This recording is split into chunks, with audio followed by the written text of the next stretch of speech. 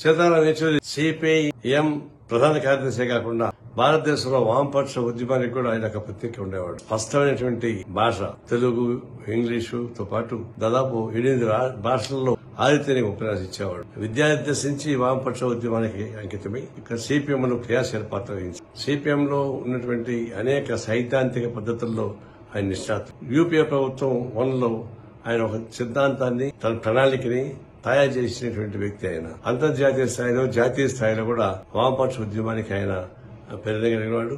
చాలా ప్రచారం అందరికి బాగా తెలుసు. జాతీయ స్థాయిలో, అంతర్జాతీయ స్థాయిలో సమావేశాల్లో కూడా నేను ఆయనతో కలిసి పాల్గొనడం జరిగింది.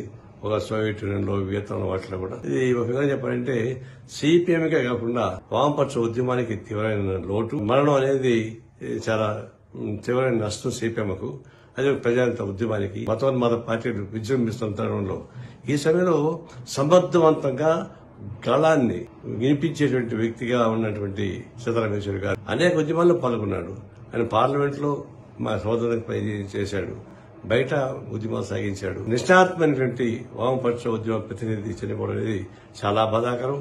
వారి లేని లోటు తీర్చడం సాధ్యం కాదు. వారి మరణం పట్ల భారత కమ్యూనిస్ట్ పార్టీ తరఫున ప్రగాఢ సంతాపం తెలియజేస్తున్నాను. సిపిఎం సభ్యులకి, వామపక్ష ఉద్యమకారులకి నా సంతాపం తెలియజేస్తున్నాను.